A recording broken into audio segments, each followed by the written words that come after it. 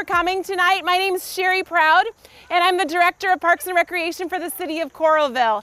And we are super excited about what we're opening tonight and what we're cutting the ribbon for. I looked something up today because I wasn't quite sure when we started this process, but John Stonebarger sent me an email on March 7th of this year and said, hey, I'm just kind of exploring some options, and somebody said to get in contact with you that you might have a temporary place where we could have a race in November. And we were really kind of started to think about it and did some brainstorming, and I emailed him a week later and said, let's take a walk. And that's when we really started this process. We got our staff on board, we came out here and really just started dreaming, and 5 months and 3 days later we're able to open this park for the community, so we're really super excited. A little bit of history, somebody, hey. Somebody asked me today a little history about, well, what was this land before? So we purchased 90 acres back in 2004, I believe it was, to build the Coralville Creekside Ballpark, so what you're seeing here. And so this was really land that was extra to that process, and then we also purchased the Charles Gay Farm as part of that. So there's about 137 acres in total. We have plans in the future for a festival grounds just to this side of the woods over here. So the actual course that you'll go through, you'll see today, will go along the edge of those festival grounds in the future. And then ballpark over here. But this area was really just native seeding, stormwater, just anything, just catching the water, and lots of long grasses and growing. So we were mowing fire breaks down through it, and that's really what spurred my thought process was, well, those fire breaks look an awful lot what I've seen on some cyclocross courses. So that's what started the whole thing, and I'm so excited that John reached out to us and gave us this opportunity to be the first cyclocross course. And we're calling it the cross course because we're also very excited that this would be able to be a cross-country running course and a cross-country skiing course as well. So we're excited to have Coralville Creekside Cross, as our Parks and Recreation Commission named it, and our City Council approved just a couple of months ago, and we're excited to have this be part of the community. So I'd like to invite our mayor, John Lundell, up to say a few words. Hey, well, thank you, Sherry. What a beautiful evening. I think the rain gods have shined on Coralville once again. And about an hour ago, I was looking at the radar, and probably you were too. There's a big red cell above us and big red cell below us. But I don't want it to leave forever because we need rain, but we didn't need it this afternoon. So what a great evening. I want to recognize, to start off with, just some of the members of the City Council. Lori Goodrich and Jill Dodds are here. At least 2 members of the Parks and Recreation Commission are here, Alex Taylor and Fred Fevold. There's Fred's back there. And if I missed anybody, please let me know on the commission. Kelly Hayworth is here somewhere too.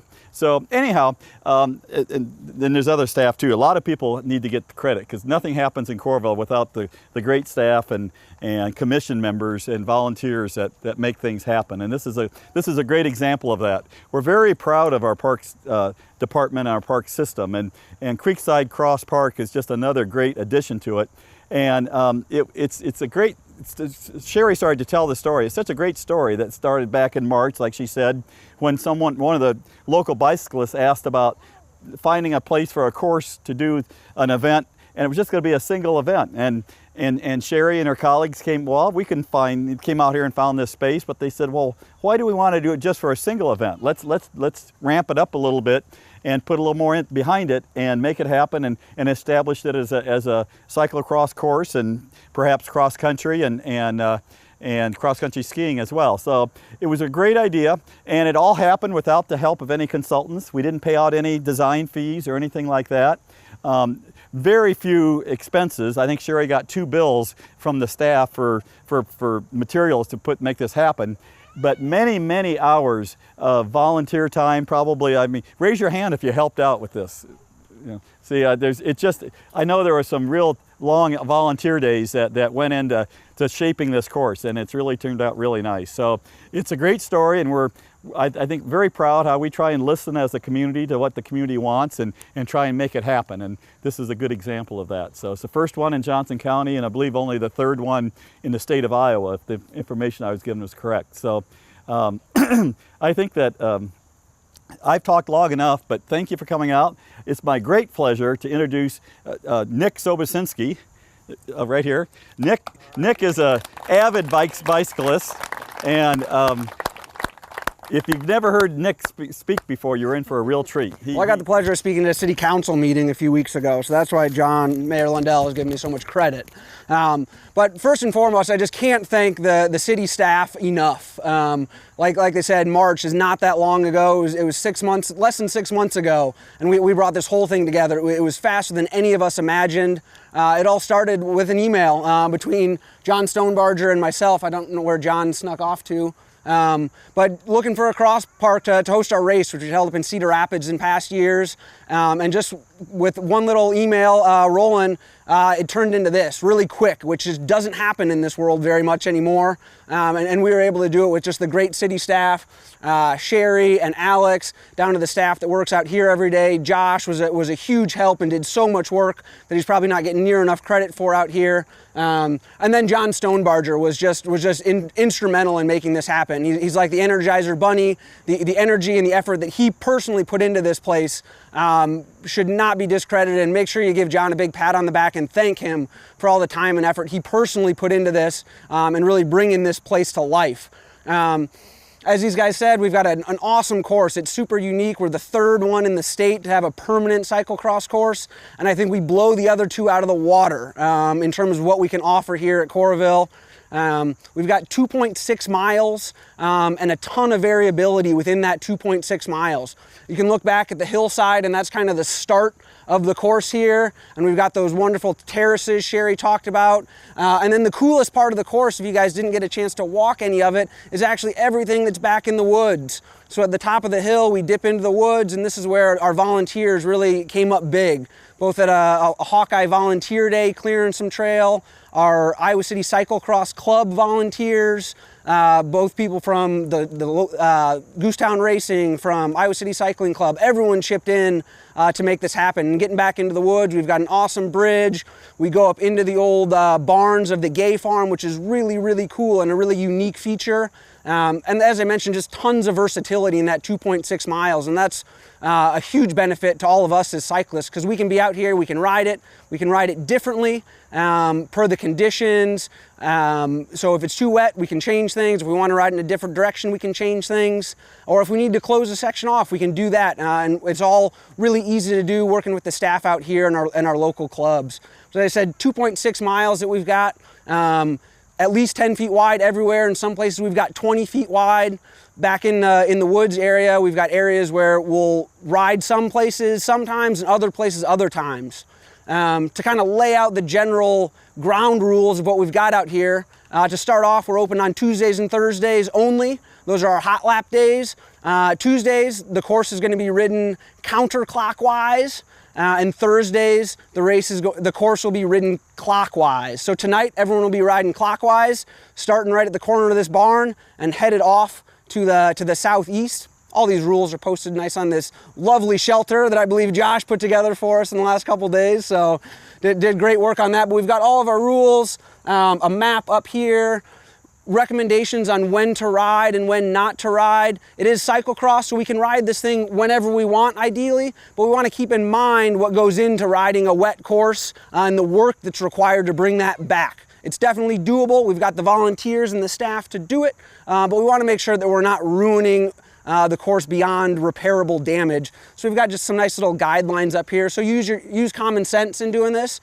And if we take care of this place well in this first kind of trial period, the goal is to have this open all the time once we've got in season. So not just limited to a couple days, but have much more ability to come out here whenever we want. So make sure you're familiar with the rules. we're the people, that the cyclists that are here, we're going to have to make sure that all of our other cyclists know this, and we're enforcing these because we're the ones that are responsible for this. I hope to see Josh out here riding a bike. I hope to get Alex out here riding. I hope to get Sherry out here riding. But you know, the cyclists are the ones, we've got to take care of this place and really own and have some of that responsibility. So make sure that we're treating the place well, because we don't want to be out here smoothing out ruts if we are riding when it's inclement or too inclement where we're going to be causing damage. So that's just kind of the ground rules. We'll make sure that we're respecting the land out here. Just one big final thanks from me to all the city staff. This was huge how quickly this happened. I can't imagine any other bureaucracy working this fast to create something like this, which is just terrific. It was an amazing job on all fronts by everyone involved, our volunteers, the city staff, especially John Stonebarger. He's hiding in the back now. Move so we can see him there. Everyone give John a huge hand, because John was really the one who made this happen. I can't emphasize that enough. Through countless emails, John never gave up. He was unrelenting with emails to Alex and Sherry to bring this place to life. So John is one who deserves a lot of credit. Before we open it up for riding, I want to make sure everyone knows that we are going to be hosting a 2-day race out here, November 4th and 5th. Of this year. So we're going to have 2 days of racing. It's part of the Iowa Cyclocross series. We've got 15 races total, but Creekside is going to be 2 days of that. So come on out if you're in town, if you want to race, if you just want to watch. It's an awesome course for viewing. And then we've also got 3 free cyclocross clinics coming up. We've got the dates posted: August 24th, November 5th, or September 5th and September 12th. So we got 3 dates. These are going to be led by Kevin McConnell. Put up your hand in the middle there, Kevin. Kevin is one of Iowa's elite cyclocross racers. He races at the pro level at Jingle Cross. And these are free to anyone to come out. So whether you're a total novice or someone who's looking to improve a little bit on their cyclocross skills, Kevin will work with everybody of all abilities. A great chance to come out and just familiarize yourself with the sport.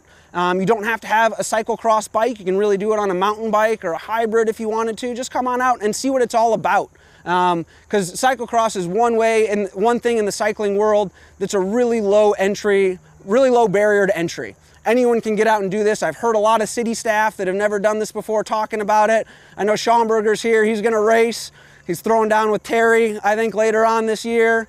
So it's a really low barrier to entry, which is great. So I encourage all of you to come on out at some time for one of those clinics. Bring a bike, just watch, whatever it may be. Learn about this sport, because this is where it's growing from. And it's awesome to have such a cool facility right here in town that we can ride whenever we want.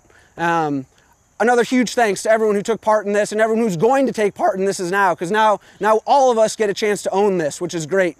And we can all put our hand in and volunteer a little bit and continue to make this a great and prosperous course moving forward. So thank you all. I can't wait to get out and ride it. Hopefully we can get out there soon.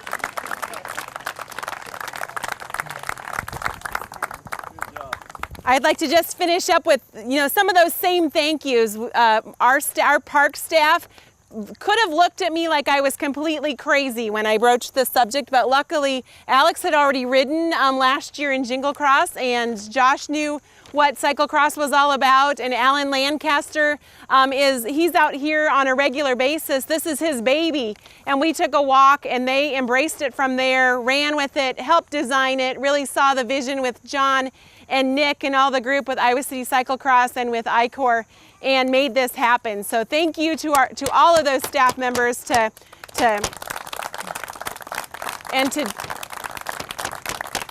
John and to Nick and to the Cyclocross Club. We're so excited to get started, and just my boss is thrilled. I used no consultants, and we spent $4,500, and that's never happens in my world, according to him. So we're excited about all of that, and could not have done this without all the volunteers that came out and helped. Hawkeye Day of Caring, all of those groups who helped clear barbed wire fence and helped clear the brush and cut down some of the trees and do the seeding and grading and build the bridge. It's all really cool. So thanks to everybody. We're going to cut a ribbon, and then we're going to send these cyclists off on our inaugural ride. So we'll have our Parks and Rec Commission members come up and our City Council members come up. John, you can't hide in the back anymore. You get to come up. Nick, come back up here. We'll give you a pair of scissors. Alex, Josh, jump in here. Come on, jump in here. Smile, okay. 1, 2, oh, just a second, I zoomed in too far. 1, 2, cut. Yay! All right.